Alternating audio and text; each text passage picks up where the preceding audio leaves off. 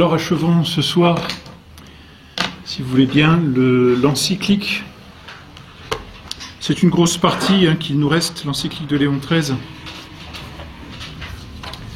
La dernière partie, on a vu les trois premières parties, où Léon XIII définit la liberté personnelle. Il la fonde dans la nature et dans la nature rationnelle de l'homme. Ensuite, il en étudie les conséquences sociales, et c'est intéressant, puisqu'il manifeste le lien qui existe entre la loi et la liberté. La loi ne s'oppose pas à la liberté, mais au contraire, la loi vient aider la liberté à s'épanouir dans le bien. La loi et la liberté ont le même objet, sauf que la loi a cette force un peu contraignante, ou disons elle sert de barrière, si l'on peut dire. Et ensuite, dans une troisième partie, Léon XIII a défini le libéralisme. Et maintenant, c'est la dernière partie, elle est assez longue, et on va essayer de l'achever ce soir. Léon XIII, et on est au XIXe siècle, fin du XIXe siècle, mais Léon XIII définit les libertés modernes. Ce sont toutes les revendications auxquelles le pape assiste en 1880, 1890 à peu près, et qui sont déjà omniprésentes dans la société et qui commencent aussi à être présentes dans l'Église. Et donc avec la sagesse qui le caractérise, et puis en même temps, je dirais avec la prudence propre à l'Église, et en même temps cette fermeté, Léon XIII dénonce ces libertés modernes, et juste à la fin, on verra, il nous donne une petite page intéressante sur la notion de tolérance. Et ça, c'est important de bien noter ce que c'est que la tolérance, et la différence qui existe entre le droit et la tolérance, parce que ça n'est pas la même chose. Alors voilà, dans cette quatrième partie, la liberté, la première liberté à laquelle fait révérence le pape, c'est la liberté des cultes. À propos des individus, examinons cette liberté, dit-il, si contraire à la vertu de religion. La liberté des cultes, comme on l'appelle. Liberté qui repose sur ce principe, qu'il est loisible à chacun de professer telle religion qui lui plaît, ou même de n'en professer aucune. J'ai oublié le texte ici de Dignitatis Humanae de Vatican II, mais c'est, j'ai envie de dire presque mot pour mot, le contraire.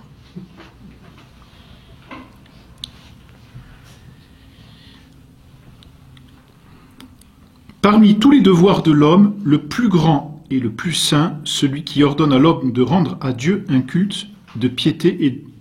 le plus grand et le plus saint, c'est celui qui ordonne à l'homme de rendre à Dieu un culte de piété et de religion. Et ce devoir n'est qu'une conséquence de ce fait que nous sommes perpétuellement sous la dépendance de Dieu. Donc ici, le pape refonde le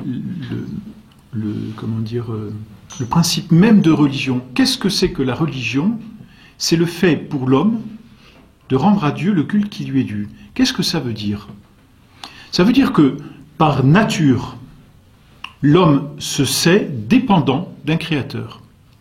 L'homme s'éprouve dans sa finitude, il s'éprouve comme être créé, il s'éprouve donc dépendant d'un créateur. C'est ça. Un être créé, c'est un être dépendant d'un créateur. Et voyez, on revient toujours à la même chose. On l'avait donné la dernière fois. L'erreur consiste à rendre absolu ce qui n'est que relatif. Vous vous souvenez? Il y a des choses qui sont relatives. Et si elles sont relatives, elles se disent par rapport à un absolu. Et le libéralisme, c'est l'erreur qui a fait sauter l'absolu pour absolutiser tout ce qui est relatif. Ce qui est assez contradictoire du reste.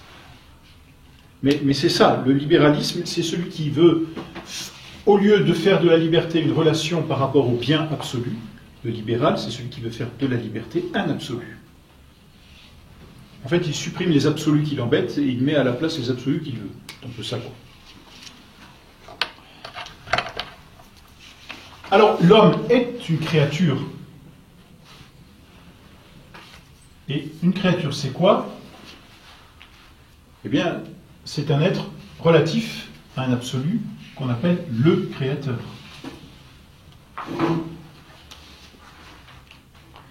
Et de même que la véritable liberté est relative au bien absolu, et elle en dépend, à la fin, on avait dit,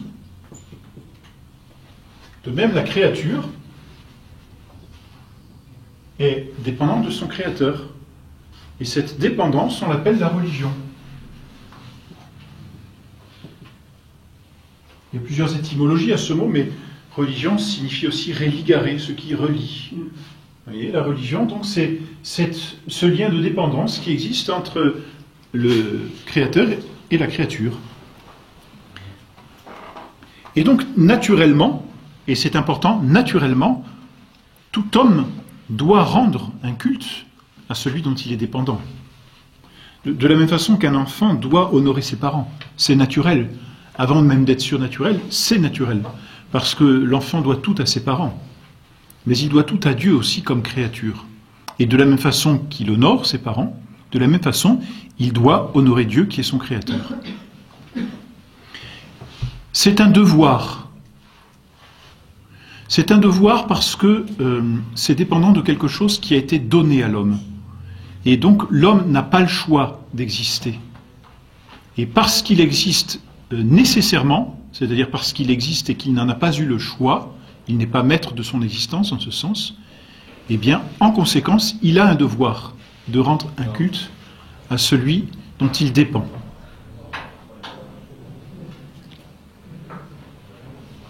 Ce qui est terrible avec la liberté de culte, c'est finalement, on va dire, l'homme est libre de rendre un culte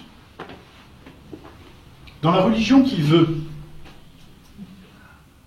Mais si l'on dit qu'il rend un culte dans la religion qu'il veut, on va dire donc qu'il rend un culte à qui il veut. Parce que changer de religion, vous allez changer de créateur. Changer de créateur, vous allez manquer à la vérité. Et manquant à la vérité, vous allez manquer au bien. Et manquant au bien, vous allez vous tromper et donc errer.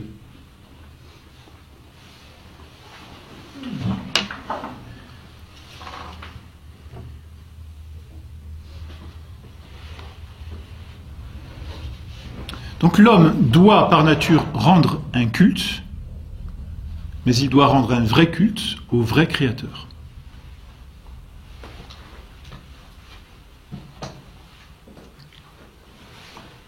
Il peut, ou disons, il pouvait à une certaine époque se tromper parce que la révélation n'était pas parvenue partout. Il reste un fondement naturel, vous voyez, même dans les je pense aux peuples qui n'avaient pas encore la révélation, avaient quand même un culte, qui était issu de leur nature, parce qu'il est naturel à l'homme de rendre un culte à Dieu, n'est-ce pas ?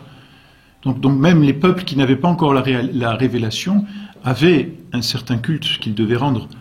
Mais ensuite, normalement, si l'homme est sincère naturellement, alors quand il reçoit la révélation, il va, ce culte qu'il rendait à un Dieu inconnu, comme dit saint Paul, en prenant justement cette inscription qu'il y avait dans le temple, n'est-ce pas ? Eh bien, ce culte qu'il rendait à un Dieu inconnu, il va le rendre désormais au vrai Dieu connu par la révélation.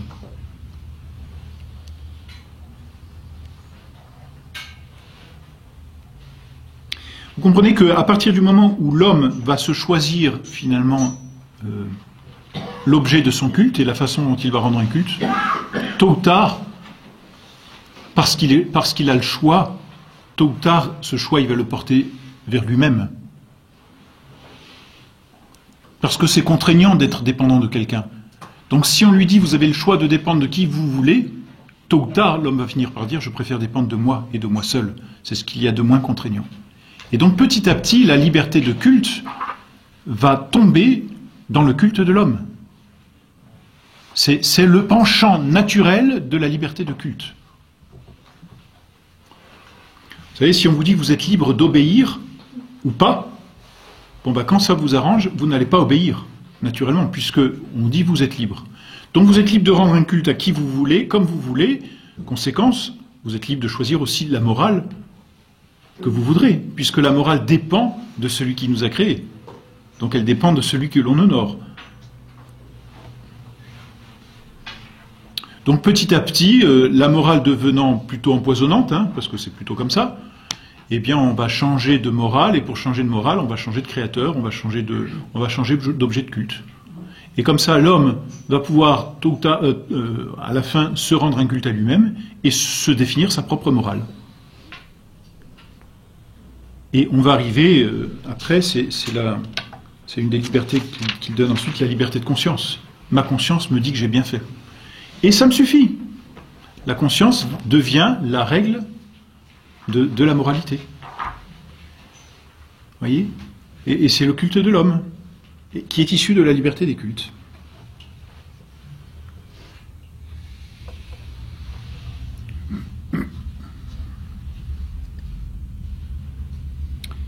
Vous voyez, la liberté de culte, Léon XIII va jusqu'au bout.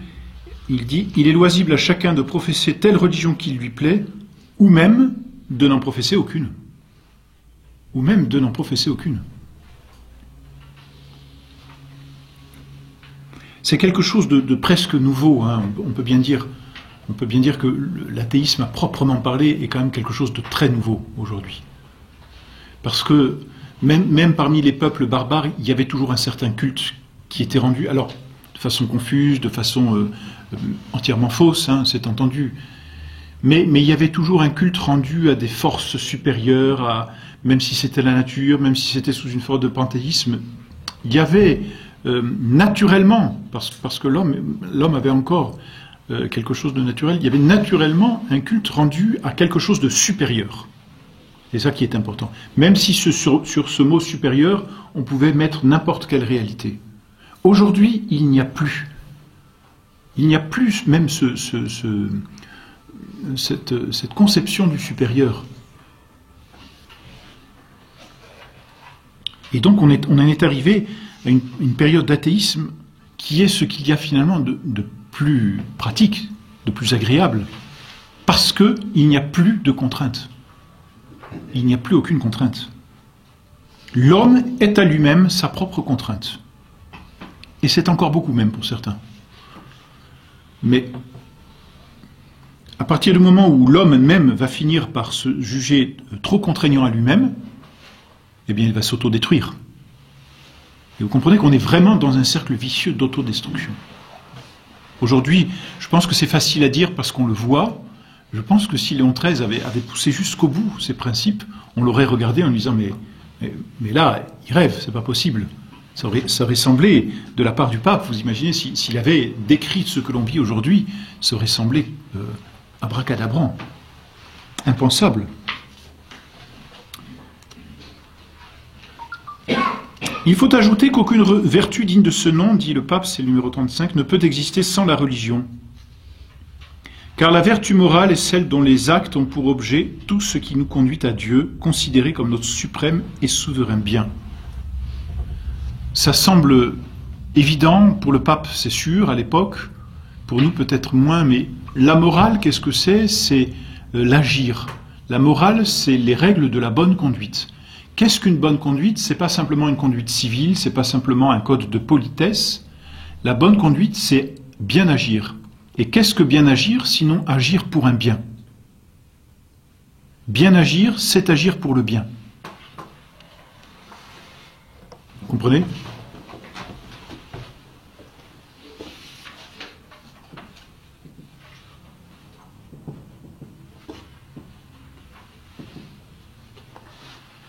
Agir, je vais mettre dans le bien.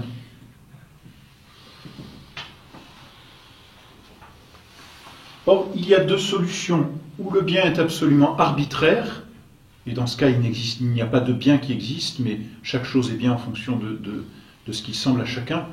Donc, comme aujourd'hui la vérité est arbitraire, il n'y a plus de vérité, de même si chacun définit son propre bien, le bien n'existe pas. Donc, bien agir ne veut plus rien dire. Ou alors le bien existe, et dans ce cas, il faut dire qu'il est dépendant du souverain bien.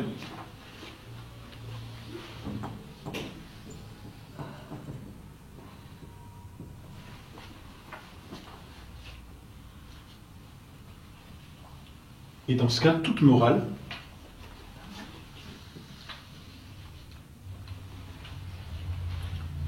est dépendante du souverain bien, c'est-à-dire de Dieu.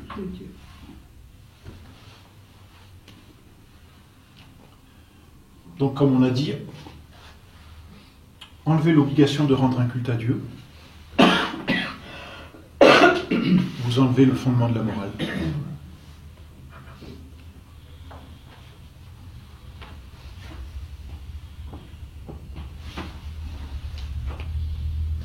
En réalité, contrairement à ce que l'on peut entendre dire, ce n'est pas la morale qui nous dit que Dieu existe et qu'il faut agir pour Dieu. C'est Dieu qui fonde la morale et qui nous dit qu'il faut agir comme ça. La morale n'est pas un code, vous voyez, ça c'est malheureusement la philosophie, peut-être qu'ancienne, disons, ou germanique, allemande. La morale n'est pas un code de on doit, c'est comme ça et c'est ainsi. La morale a son fondement en Dieu, parce que Dieu est Dieu, c'est-à-dire le souverain bien.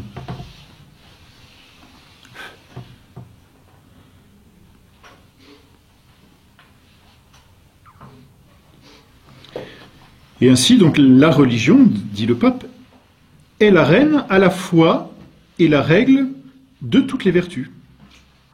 Parce que la religion, qui rend le vrai culte au vrai Dieu, va donner le vrai bon agir. Tout simplement.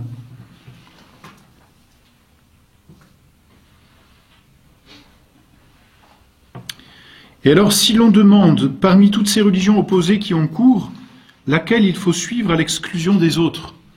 Donc, le pape dit, bon, j'ai posé le principe, mais maintenant, vous pouvez me dire, il existe de nombreuses religions. Laquelle dois-je choisir? Laquelle va me dire ce qui est vrai? La raison, dit-il, et la nature s'unissent pour nous répondre, celle que Dieu a prescrite et qu'il est aisé de distinguer grâce à certains signes extérieurs par lesquels la providence divine a voulu la rendre reconnaissable, car dans une chose de cette importance, l'erreur entraînerait des conséquences trop désastreuses. Donc, dit le pape, et on était en 1880, n'est-ce pas, 1890, c'est l'Église qui manifeste la vraie religion, et c'est évident. C'était évident, malheureusement. Aujourd'hui, c'est évident par l'histoire.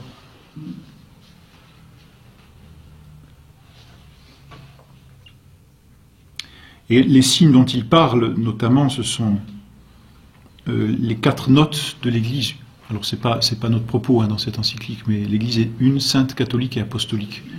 Et ce sont des notes qui manifestent la divinité de l'Église de façon concrète, extérieure, si vous voulez. Ce sont les signes visibles qui manifestent la divinité de l'Église et qui permettent et de connaître l'Église et finalement de connaître où se trouve la vraie religion, donc la vérité et le bien. C'est pourquoi donc offrir à l'homme la liberté dont nous parlons, c'est lui donner le pouvoir de dénaturer impunément le plus saint des devoirs, de le déserter. Le plus saint des devoirs, c'est-à-dire le fondement de tout le reste. Quand on a déserté le devoir, enfin le culte que l'on doit rendre à Dieu, finalement tous les autres devoirs vont tomber. Le premier commandement, c'est tu adoreras Dieu seul et tu l'aimeras plus que tout. Et en fait, de ce commandement dépendent tous les autres commandements. Tous les autres commandements, quels qu'ils soient. Les 10 commandements dépendent du premier. C'est-à-dire que le premier n'a pas été mis comme ça parce qu'on se dit, tiens, lequel on pourrait mettre en premier. D'abord parce que c'est Dieu qui nous les a révélés. Et Dieu fait tout avec ordre, poids et mesure, n'est-ce pas? Et ensuite, cet ordre, c'est pas simplement un ordre ou chronologique ou même un ordre mathématique. Il faut un 1, 2, 3, 4, et puis c'est tout. Non, le premier commandement fonde tous les autres. Si l'on honore nos parents, c'est parce que nos parents tiennent la place de Dieu et sont co-créateurs de ce que nous sommes avec Dieu, n'est-ce pas? Si l'on doit respecter la vie, que ce soit dans la transmission de la vie, et c'est le 6e commandement, que ce soit dans le maintien de la vie, et c'est le 5e commandement, que ce soit dans l'intégrité même de la vie de chacun, et c'est le 7e, le 8e commandement, ou tout ce qui sert à vivre, c'est parce que Dieu est la vie et que nous tenons notre vie de Dieu, tout simplement. Mais tous les commandements, vous voyez, se rapportent à Dieu. Tous les commandements sont dans l'indépendance du premier commandement. Donc, ôtez le culte qu'il faut rendre à Dieu, vous ôtez tous les devoirs de la morale, tous. Voilà pourquoi maintenant les enfants ont des droits vis-à-vis des parents. Les parents n'ont quasiment plus de devoirs vis-à-vis des enfants. Et on arrive à une anarchie terrible. Et pour bien le faire sentir, l'État s'applique aujourd'hui à retirer des enfants à leurs parents. Puisque même maintenant ils en sont à réfléchir à ce que l'on pourrait bien faire pour les enfants entre 0 et 3 ans. Enfin entre 6 mois je crois et 3 ans. C'est n'importe quoi. Alors, à partir du moment où l'on dit que l'individu est libre de choisir sa religion, la conséquence, c'est que l'État n'a plus à avoir de religion, pour laisser à chacun la liberté de choisir sa religion. La laïcité est une conséquence de la liberté de culte.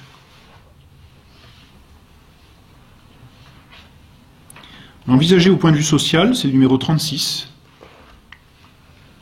Cette même liberté veut que l'État ne rende aucun culte à Dieu ou n'autorise aucun culte public, mais par respect de toutes les religions que les gens vont professer. C'est ça, cette laïcité positive, qui est un respect de toutes les religions, qui n'est pas une abstention pure de toute religion sans s'en mêler, mais qui est un respect de toutes les religions des individus et qui va respecter les libertés des individus. La laïcité positive, même celle dont parle Benoît XVI, n'est-ce pas? Oui, c'est ça. C'est cette laïcité par laquelle l'État n'a pas de religion à lui, mais par contre va faire en sorte que chacun puisse pratiquer sa religion. Donc ce n'est pas un désintérêt de la religion, disent-ils, c'est un intérêt pour toutes les religions. Et donc le devoir de l'État, c'est de faire cohabiter toutes les religions ensemble. Ce qui est horrible.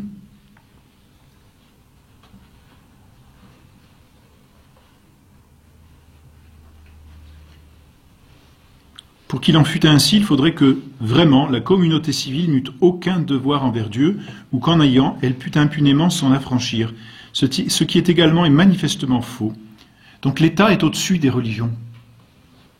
C'est ce que disait Chirac, n'est-ce pas? Je ne sais plus comment il disait, mais les lois de la République sont supérieures à la morale de l'Église. Enfin, c'est pas la phrase exacte. Je ne sais plus quelle était la phrase, mais c'est ce qu'il disait. Il avait raison dans cette optique libérale. Il avait totalement faux vis-à-vis de Dieu, mais je pense qu'il le sait maintenant.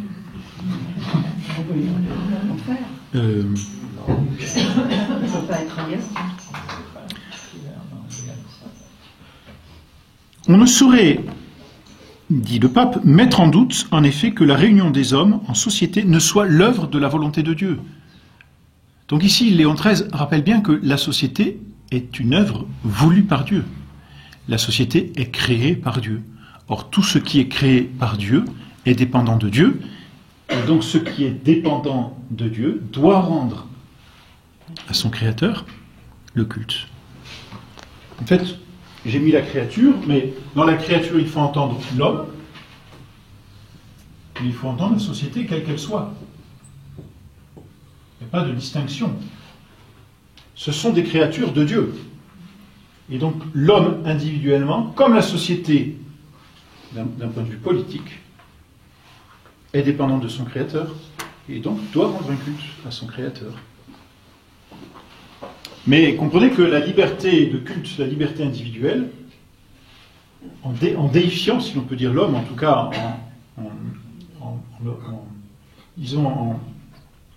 en promouvant cette erreur qu'on appelle finalement le personnalisme qui met l'homme au-dessus de la société, fait que la société ne va plus rendre de culte à Dieu parce qu'elle va rendre un culte à l'homme et permettre à chaque homme d'exercer sa religion. Elle sera toujours un peu réticente pour la religion catholique, c'est bizarre. Mais que voulez-vous? C'est Dieu qui a fait l'homme pour la société, qu'il a uni à ses semblables afin que les besoins de sa nature auxquels ses efforts solitaires ne pourraient donner satisfaction puissent la trouver dans l'association. C'est pourquoi la société civile, en tant que société, doit nécessairement reconnaître Dieu comme son principe et son auteur, et par conséquent rendre à sa puissance et à son autorité l'hommage de son culte. Je pense qu'aujourd'hui cette phrase n'a aucun sens. Elle ne signifie rien aujourd'hui. Surtout que la société n'est plus une création de Dieu, elle est un artefact de l'homme. C'est l'homme qui choisit de vivre en société, c'est ainsi que Rousseau fonde le pacte social. La société, c'est un pacte que les hommes font entre eux pour vivre ensemble à cause de certains besoins et puis pour se défendre.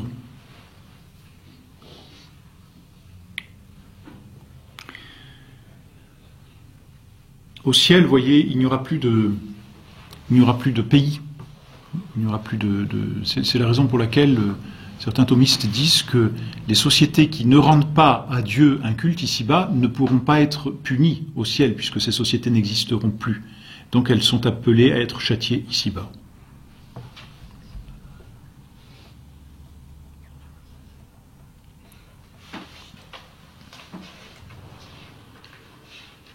Bon, au numéro 37, le pape réaffirme les principes. Puisqu'il est donc nécessaire de professer une religion dans la société, il faut professer celle qui est la seule vraie.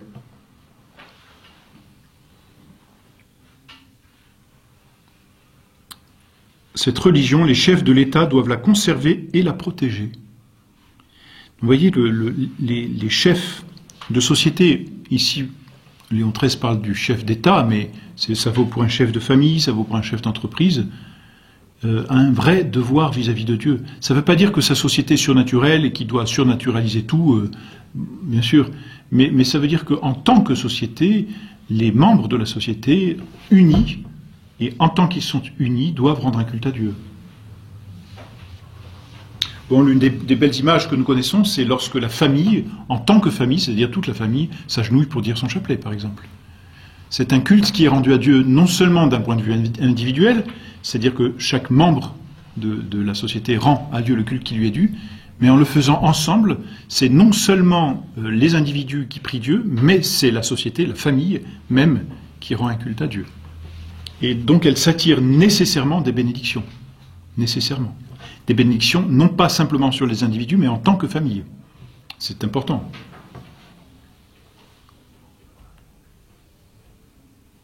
La puissance publique a été établie pour l'utilité de ceux qui sont gouvernés, répète le pape. Et quoiqu'elle n'ait pour fin prochaine que de conduire les citoyens à la prospérité de cette vie terrestre, c'est pourtant un devoir pour elle de ne point diminuer, mais d'accroître au contraire pour l'homme la faculté d'atteindre à ce bien suprême.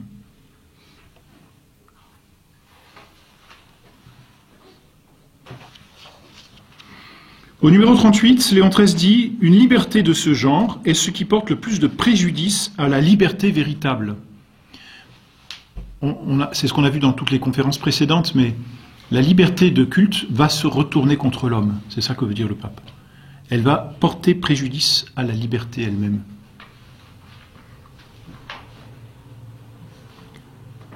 La religion, au contraire, lui est merveilleusement utile parce qu'elle fait remonter jusqu'à Dieu même l'origine première du pouvoir.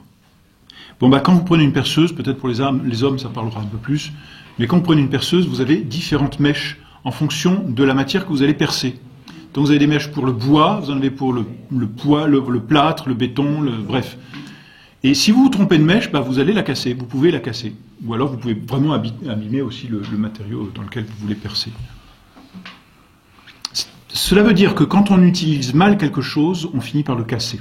C'est vrai, c'est simple, je pense que c'est évident. Mais maintenant, dites la même chose en remplaçant quelque chose par liberté. La phrase donne ceci, quand on utilise mal la liberté, ça finit par casser la liberté. Et là, on dit, mais non, pas du tout. Ben si, c'est exactement la même chose. Ça se retourne, dit le pape, contre la liberté. Parce que la liberté n'étant plus capable de se mouvoir dans le bien, qui était venant du bien souverain, va s'abîmer dans le mal et se corrompre.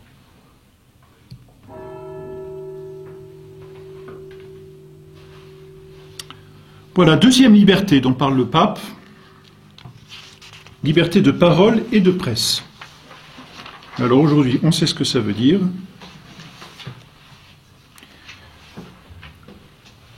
Ça veut dire que la presse dit ce qu'elle veut, mais qu'elle ne laisse pas dire aux autres ce qu'ils veulent.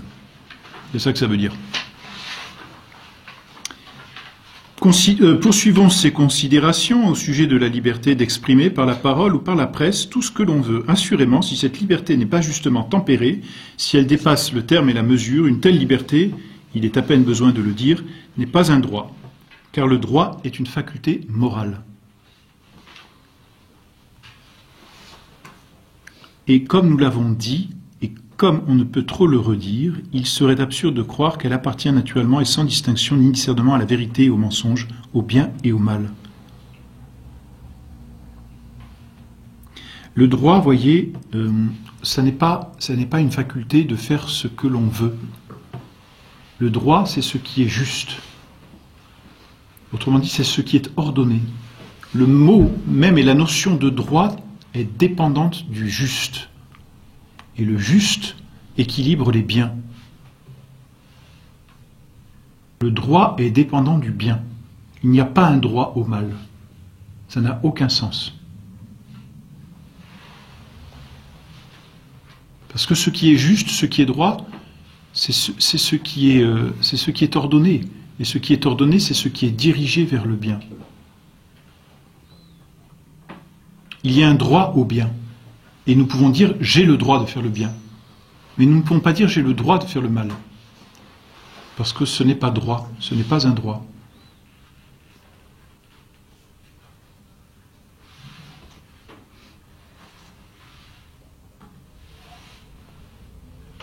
Souvent, on prend cet argument puisque, je pense à la liberté de presse, par exemple, ou la liberté d'expression, puisque tout le monde a le droit de s'exprimer, moi aussi j'ai le droit de m'exprimer. On est en train de prendre le principe faux pour se justifier. Je comprends qu'on l'utilise contre nos adversaires, puisqu'ils ont ce principe, et bien qu'ils le poussent jusqu'au bout et qu'ils nous laissent s'exprimer. Mais le principe est faux. C'est vrai, on a le droit de dire la vérité, mais on n'a pas le droit de dire la vérité parce que les autres ont le droit de dire l'erreur. Il n'y a pas un même droit pour la vérité et pour l'erreur. C'est ça que vient de dire le pape dans sa phrase, voyez. Alors nous, on reprend cet argument pour pousser l'adversaire dans sa propre contradiction et lui dire, bah, si vous laissez l'erreur ou si vous promulguez l'erreur, eh bien laissez aussi la vérité se dire. Si vous donnez le droit à l'erreur, donnez-nous le droit à la vérité. Mais le principe est faux. On ne peut pas appuyer le droit à la vérité sur le droit à l'erreur. Parce qu'il n'y a pas d'égalité entre la vérité et l'erreur. Il n'y a pas d'égalité entre le bien et le mal. Donc attention, on se plaint souvent, et on a raison, de ce que l'on ne peut pas dire ce que l'on veut, ou on se plaint de ce que l'écuménisme a ouvert les portes de l'Église ou des Églises à toutes les religions, sauf à la vraie religion catholique, mais ne nous en plaignons pas trop, c'est-à-dire n'utilisons pas le faux principe pour justifier aussi la permission de pouvoir entrer dans les Églises. Le principe est faux. Et parce qu'il est faux, nécessairement il combat la vérité. Donc il nous combat, tout simplement. Parce que le principe de la liberté de presse est faux, il s'oppose à la vérité. Donc la liberté de presse ne sera libre que pour le mal, ou le faux, mais pas pour le vrai. Puisque le principe est faux et s'oppose à la vérité. Vous comprenez ce que je veux dire? Donc c'est normal si aujourd'hui on ne veut pas laisser à la vérité son droit de citer. C'est normal si aujourd'hui on ne veut pas laisser au bien, à la vertu, le droit de citer. Ou dans l'Église, c'est normal si aujourd'hui on ne veut pas que les vrais catholiques puissent rendre un vrai culte à Dieu dans des vraies églises. C'est la conséquence logique d'un principe faux. Comme le principe est faux, le faux principe c'est un principe du faux, si vous voulez. Hein, de la même façon, je vous dis, bien agir c'est agir dans le bien, un faux principe c'est un principe du faux. Et donc c'est un principe contre l'erreur, contre le vrai, pardon. Voilà. Donc voilà, la liberté de presse, comprenez, ben finalement c'est relatif. Hein. Ils voulaient que la liberté soit absolue, mais il n'y a rien à faire, elle reste relative. Et pour eux, elle est relative à l'erreur.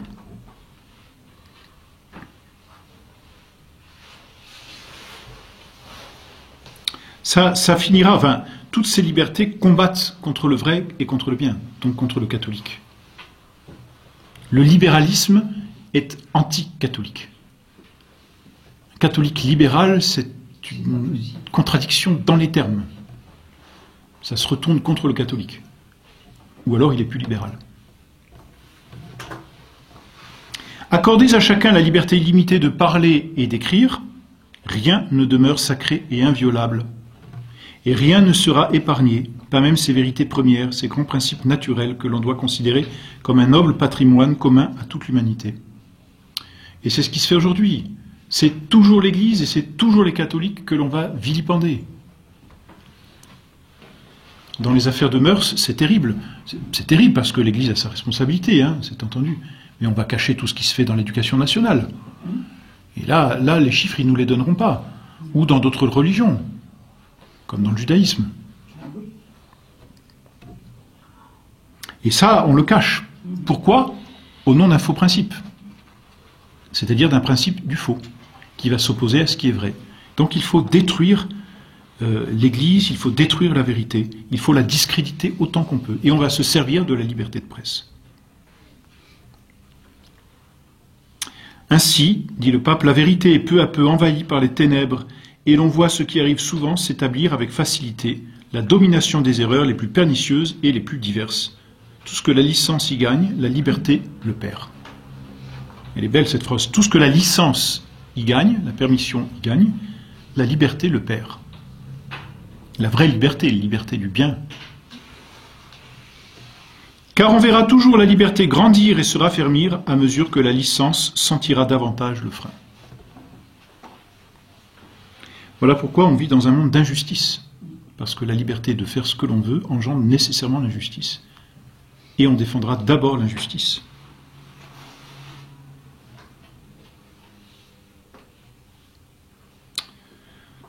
Troisième liberté dont parle le pape, c'est la liberté d'enseignement. Quant à ce qu'on appelle liberté d'enseignement, il n'en faut pas juger d'une façon différente. Il n'y a que la vérité, on n'en saurait douter, qui doit entrer dans les âmes, puisque c'est en elles que les natures intelligentes trouvent leur bien, leur fin, leur perfection. La vérité est la perfection de l'intelligence. C'est pourquoi l'enseignement ne doit avoir pour objet que des choses vraies. C'est pour ce motif que le devoir de quiconque se livre à l'enseignement est sans contredit d'extirper l'erreur des esprits et d'exposer des protections sûres à l'envahissement des fausses opinions. Or aujourd'hui, vous savez malheureusement ce que l'on peut enseigner. Il ne s'agit pas que du vrai et du faux, il s'agit du bien et du mal. C'est encore plus pernicieux. C'est-à-dire qu'on va enseigner un mal qui est un vrai mal. Et sous prétexte que c'est un vrai mal, on va l'enseigner, mais en tant que mal. Et ainsi pousser au mal. On ne pourra pas dire c'est faux, mais on va enseigner le mal. Ou on va enseigner le faux. Ou on va finir par ne plus enseigner la vérité. Et vous savez qu'aujourd'hui, on privilégie de plus en plus, finalement, des sciences qui ne sont pas des sciences de vérité, comme les mathématiques, comme la physique, comme l'économie. Les sciences de vérité, ce sont les sciences historiques, ce sont les sciences littéraires, ce sont les sciences philosophiques. Ce sont des sciences qui sont censées transmettre la vérité. Les mathématiques ne transmettent pas de vérité à proprement parler. Elles ne transmettent pas de vérité à proprement parler. Il y a des vérités mathématiques, mais qui ne sont pas des vérités humaines, c'est-à-dire qui ne sont pas des vérités réelles. Or, la vérité se définit par rapport au réel. Les sciences mathématiques ne sont pas réelles. Donc, vous voyez, même dans cette liberté d'enseignement, on va promouvoir ces matières qui ne sont pas de mauvaises matières, hein, entendu.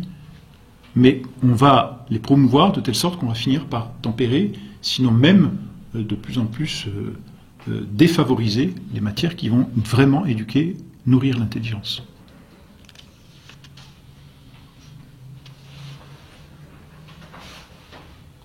La liberté d'enseignement, pour être honnête, a besoin d'être restreinte dans des limites déterminées. Il ne faut pas que l'art de l'enseignement puisse impunément devenir un instrument de corruption. Et aujourd'hui, c'est terrible, hein, parce que l'enseignement est devenu la corruption et la corruption des enfants. Alors là, notre Seigneur a des paroles terribles, terribles pour ceux qui ont scandalisé un seul de ses petits-enfants. Il vaut mieux pour lui qu'on lui jette une meule autour du cou, qu'on lui attache une meule autour du cou et qu'on le jette dans la mer. Elle est terrible, hein, cette parole. Et si la personne qui enseigne la corruption n'est pas punie ici-bas, elle le sera dans l'au-delà. Alors il y a deux sortes de vérités. Il y a les vérités naturelles et les vérités surnaturelles. Bon, tout ça pour dire que l'Église a un droit d'enseigner. Puisqu'il y a des vérités surnaturelles. Qui va enseigner des vérités surnaturelles? Eh bien la société qui les possède. Les sociétés à qui elles appartiennent. À qui appartiennent les vérités surnaturelles? À l'Église. Donc l'Église a un droit d'enseignement. Et ici, là, Léon XIII s'oppose à tous ceux n'est-ce pas, à tous ces laïcards et ces anticléricaux du XIXe siècle qui ont empêché, qui ont réussi à bannir l'Église des enseignements. L'Église qui a organisé pourtant dans nos sociétés européennes tout l'enseignement, tout le savoir, toute la culture. Elle est rayée d'un trait. Et il n'y a qu'à voir, l'Église ayant disparu, on en arrive à un degré d'inculture absolument extraordinaire aujourd'hui. C'est formidable de voir tous ces jeunes qui sont sans culture, des animaux qui se tiennent debout. Donc l'Église a un droit à enseigner. Et ensuite, je passe assez rapidement sur ces paragraphes, l'Église favorable au progrès des sciences humaines. Ça, c'est vrai qu'on oublie de le dire, l'Église n'a jamais empêché les sciences. Elle n'a jamais restreint les sciences. Elle les a toujours soumises à la science par excellence et à Dieu. Mais l'Église n'a jamais empêché les sciences. D'ailleurs, parmi les grands scientifiques, on compte de nombreux ecclésiastiques, même pour la science des astres, enfin toute l'étude du ciel. Hein. On connaît de très nombreux ecclésiastiques, savants. Je pense particulièrement aux jésuites, qui ont été de très grands savants. On ressortira toujours l'affaire Galilée, mais parce que personne ne connaît ce qu'il y a dans le fond de l'affaire Galilée. Et on va juste se focaliser sur l'unique affaire Galilée pour dire, voyez, l'Église est opposée aux sciences. On va prendre la miette qui est sur la table pour dire la nappe est sale. Mais c'est exactement ça. C'est d'abord une erreur de jugement, et puis ensuite c'est une méconnaissance de l'affaire Galilée.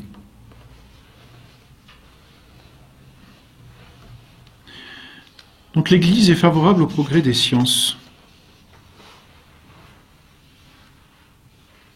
Voilà, et enfin il y a une autre liberté, la dernière liberté, c'est la liberté de conscience.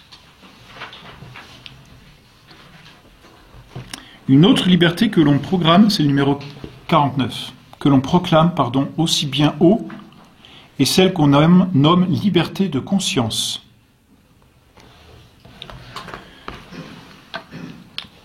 Que si l'on entend par là que chacun peut indifféremment, à son gré, se rendre ou ne pas rendre un culte à Dieu, les arguments qui ont été donnés plus haut suffisent à le réfuter. Mais on peut l'entendre aussi en ce sens que l'homme a dans l'état le droit de suivre, d'après la conscience de son devoir, la volonté de Dieu, et d'accomplir ses préceptes sans que rien puisse l'en empêcher. Donc il y a une vraie liberté, c'est la liberté des enfants de Dieu, qui consiste à suivre une conscience qui est formée. Alors c'est délicat parce qu'aujourd'hui le mot conscience a beaucoup de sens. La conscience, c'est ce que je ressens, c'est ce que j'ai envie de faire, c'est ce que je pense. Et ça, c'est un sens qui est faux. Dans la philosophie thomiste, la conscience, c'est l'acte par lequel l'homme est juge de ses actes. C'est-à-dire qu'il juge le bien et le mal de ses actes. Il ne décide pas ce qui est bien ou ce qui est mal, il juge. Le jugement, c'est dire le bien et le mal, qui existent indépendamment du juge. Ce n'est pas le juge qui fait le bien et le mal, c'est le juge qui dit ce qui est bien et ce qui est mal. Vous comprenez ? Ce n'est pas le juge qui décide de ce qui est bien et de ce qui est mal. Le bien et le mal existent indépendamment du juge, mais le juge dit ce qui est bien, ce qui est juste, bien et mal, et applique aux situations. Et c'est ça, la véritable conscience. Quand on fait l'examen de conscience, n'est-ce pas, on juge nos actions de ce qui est bien, de ce qui est mal. Aujourd'hui, la liberté de conscience, c'est juger au sens arbitraire, c'est-à-dire je décide.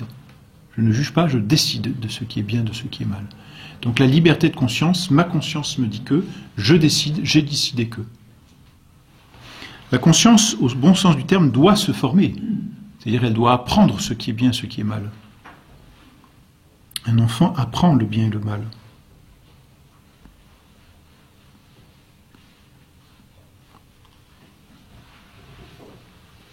Voilà, il faut s'arrêter maintenant sur la dernière notion qui est importante, c'est la tolérance.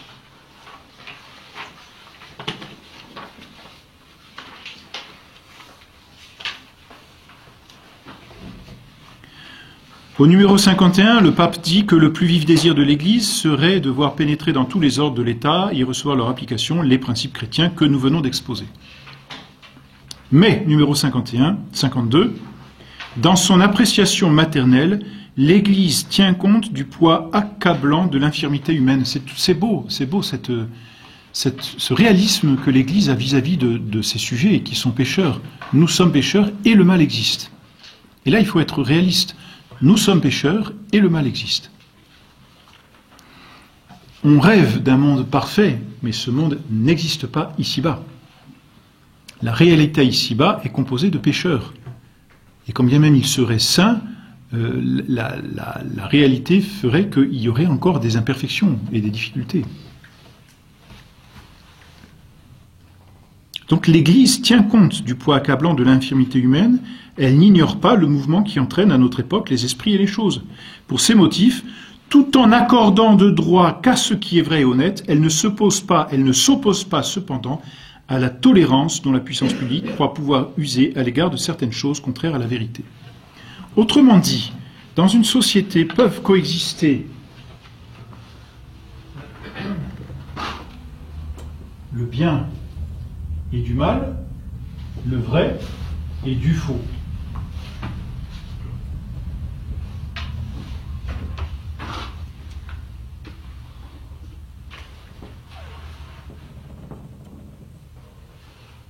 Tout ça dans la même société. Mais pas au même titre.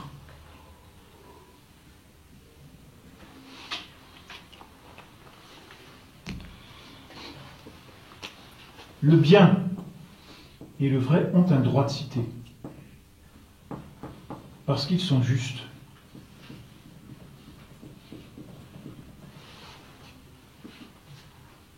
Tandis que le mal et le faux qui sont là, on ne peut pas faire autrement que de les avoir. Comme en nous, on a toujours ces imperfections dont on se plaint. Eh bien, elles n'ont pas un droit, et le mal en nous n'a pas de droit. Mais que voulez-vous, il faut vivre avec. Alors on le tolère.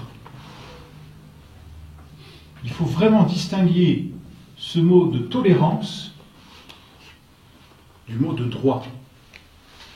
C'est pas parce que dans une société on laisse certains mots que le mal a un droit de citer. On le laisse par tolérance. Pourquoi ? Parce que certainement, si on l'enlevait, on ferait plus de mal à la société dans son ensemble que si on le gardait.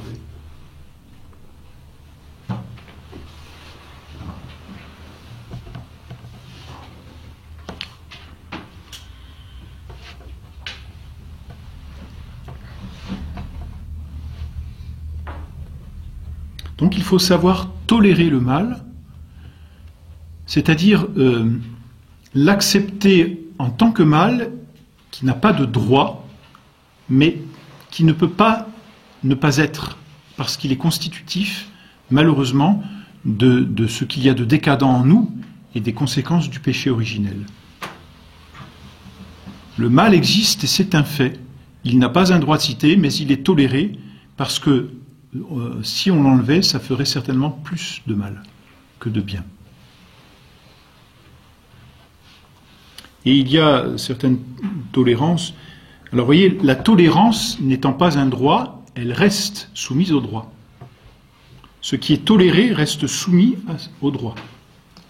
Et ne doit ni reprendre le dessus, ni même être à égalité.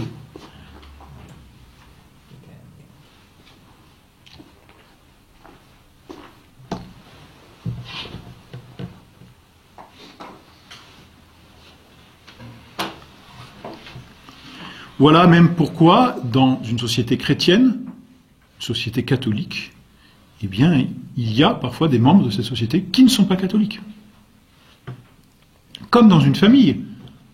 Il peut très bien y avoir, mettons, une famille nombreuse, des parents et puis, mettons, une dizaine d'enfants.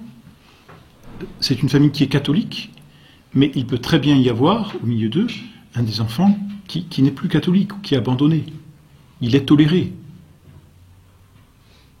À partir du moment où il fera trop de mal, là, il faudra protéger les autres. Mais tant que le mal ne vient pas, combattre le bien, on peut le tolérer. Vous comprenez ? Donc il est toujours au service, c'est toujours au service du bien et du vrai.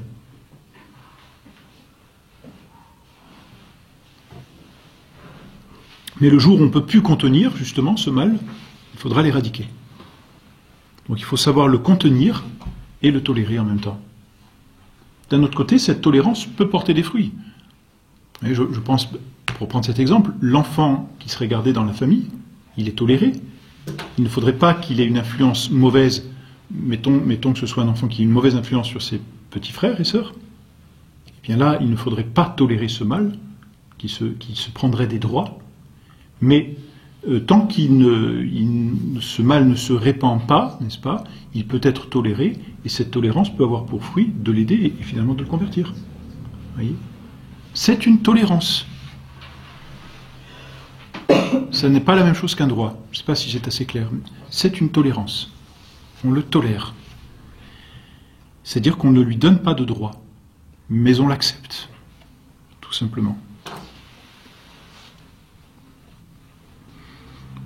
Voilà, je relis la phrase du pape. Pour ces motifs, tout en accordant de droit qu'à ce qui est vrai et honnête, l'Église ne s'oppose pas cependant à la tolérance dont la puissance publique croit pouvoir user à l'égard de certaines choses contraires à la vérité et à la justice, en vue d'un mal plus grand à éviter ou d'un bien plus grand à obtenir. Donc on tolère soit en vue d'un mal plus grand à éviter, ou d'un bien plus grand à obtenir. Dieu lui-même, dans sa providence, quoique infiniment bon et tout-puissant, permet néanmoins l'existence de certains maux. Et vous voyez comme le pape remonte jusqu'à Dieu. Pourquoi le mal? Dieu le tolère, il ne le veut pas. Tantôt pour ne point empêcher des biens plus grands, tantôt pour empêcher de plus grands maux. Tantôt pour ne point empêcher des biens plus grands, tantôt pour empêcher de plus grands maux. Saint Paul a cette phrase, n'est-ce pas? Oportet héréses esse, il faut qu'il y ait des hérésies. Mais parce que les hérésies ont permis de définir avec plus d'acuité et de profondeur les vérités. L'arianisme a permis, ça ne veut pas dire que c'est un bien, mais ça a été l'occasion. Donc ce mal a été l'occasion dont Dieu attire un plus grand bien, ça a été l'occasion de définir avec plus de précision la doctrine de la divinité et de l'humanité de notre Seigneur, le mystère de l'incarnation. Les erreurs sur la Sainte Eucharistie, sur la messe, ont permis de définir avec plus de précision. Le protestantisme a permis le Concile de Trente. Et les textes du Concile de Trente sont magnifiques et bien plus faciles à lire, je vous assure, quoique plus théologiques, mais bien plus faciles à lire que ceux de Vatican II. C'est sûr. Donc vous voyez, même le bon Dieu permet des maux. Et il y a des maux que nous avons, que nous vivons, et nous nous plaignons quand même pas mal, hein, et nous avons raison, parce que nous vivons quand même dans une société de mots, qui nous laisse sans mots. Nous vivons dans une société de mots, n'est-ce pas? Et nous nous disons, mais que fait le bon Dieu? Mais certainement, le bon Dieu le permet pour notre plus grande sanctification. Et au ciel, nous verrons que, finalement, c'était pas mal. On aurait peut-être même pu en profiter plus.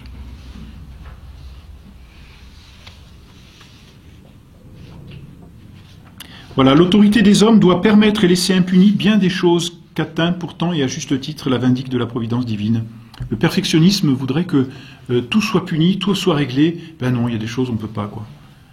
On n'est pas des robots ou des ordinateurs, n'est-ce pas?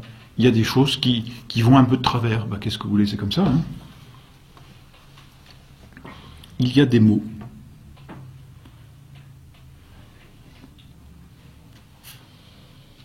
Je pense même, vous voyez, un professeur peut arriver qu'il y ait parfois un peu de relâchement dans sa salle de classe, et il ne punit pas, parce que ça ferait plus de mal que de bien. Vous voyez, parce que c'est un petit relâchement qu'il a contenu, donc qu'il a toléré, mais qu'il a contenu en même temps. Donc il n'a pas besoin de sévir parce qu'il l'a contenu.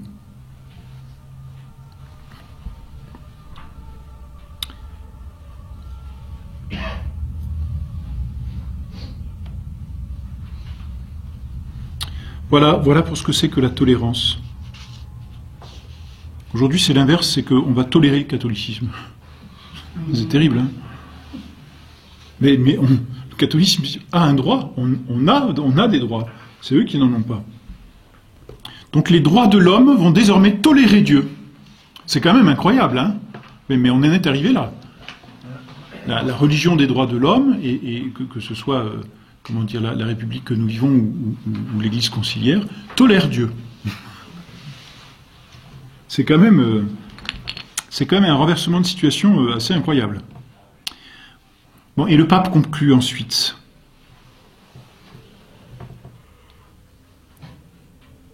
Première espèce de libéralisme, c'est le numéro 56, révolte contre Dieu. Révolte contre Dieu. Voilà la conséquence du libéralisme. C'est une révolte contre Dieu. On revient toujours au point de départ. La liberté, c'est la faculté de se mouvoir dans le bien. À partir du moment où on ne se meut plus dans le bien, on renonce au bien, et donc au bien suprême qu'est Dieu. C'est in fine une révolte contre Dieu. S'insurger complètement contre l'empire suprême de Dieu, lui refuser absolument toute obéissance, soit dans la vie publique, soit dans la vie privée et domestique, c'est à la fois, sans nul doute, la plus grande dépravation de la liberté et la pire espèce de libéralisme.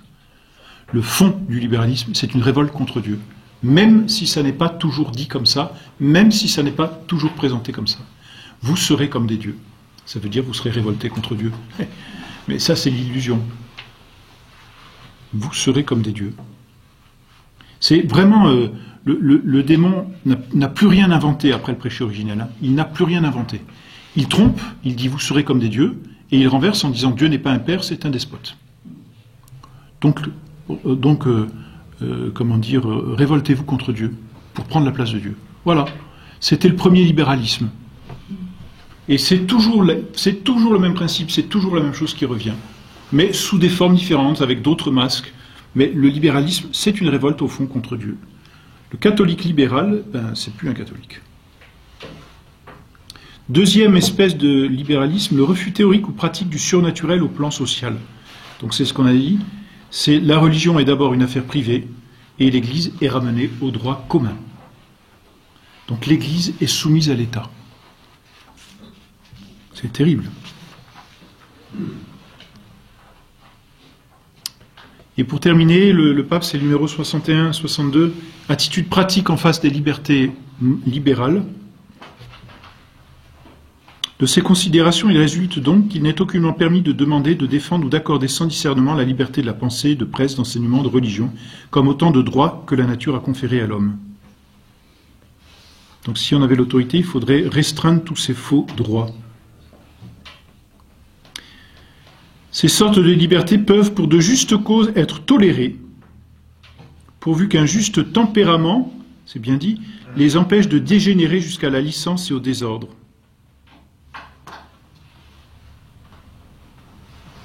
Vous voyez, c'est pour ça que Saint-Pédis n'a pas voulu être soumis, il a préféré la rupture avec l'État français plutôt que d'être soumis à l'État, au nom du droit qu'a l'Église d'être libre, mais au nom de la vraie liberté.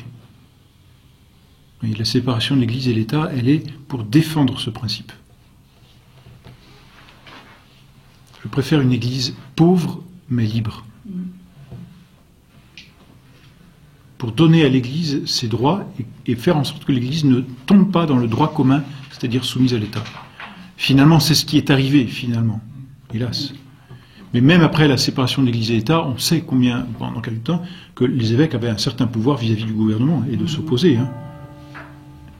Je pense à certains évêques qui sont opposés aux interdictions de faire des processions, où là, l'État est revenu en arrière. Hein. Aujourd'hui, malheureusement, les évêques sont couards, des lâches.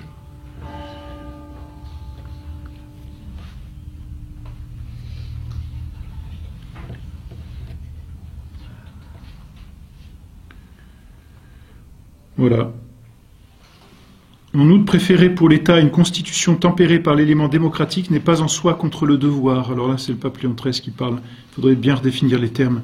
À condition toutefois qu'on respecte la doctrine catholique sur l'origine et l'exercice du pouvoir public. Donc c'est quand même une condition sérieuse. Bon, il est louable de prendre part à la gestion des affaires publiques, à moins qu'en certains lieux, pour des circonstances particulières de choses et de temps, ne soit imposée une conduite différente. Bon. Voilà. Ensuite, le pape encourage à participer aux affaires publiques pour redonner justement à l'Église ses droits qu'elle doit avoir, et non pas pour qu'elle ne soit pas justement une société qui retombe dans le droit commun et qui soit finalement tolérée dans un magma de laïcisme et de liberté de religion. Et puis ensuite, dernier paragraphe, et bien le pape donne sa bénédiction. Voilà donc pour cette encyclique finalement assez dense, pleine d'enseignements et qui n'a rien perdu de son actualité comme nous pouvons le constater. Ça fait maintenant 125 ans, hein, enfin 120, 100, plus de 130 ans qu'elle a été écrite. Hein. Donc ça reste admirable. On voit comment l'Église possède la vérité et que la vérité, elle est universelle. Il n'y a rien à faire. Elle est universelle. Voilà, merci de votre attention et peut-être à l'année prochaine.